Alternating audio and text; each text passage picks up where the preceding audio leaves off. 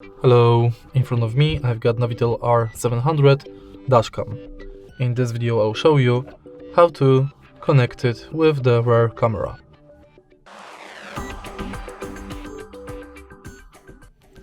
Firstly, as you can see right here, this rear camera has this jack.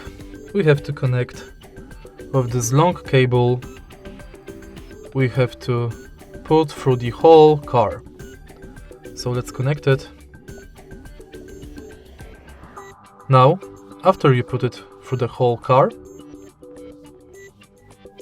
this red cable you have to connect to power supply, and this cable you have to plug to AV in port in your camera. Now your rear camera is connected. If you find this video helpful, please leave a like, comment and subscribe.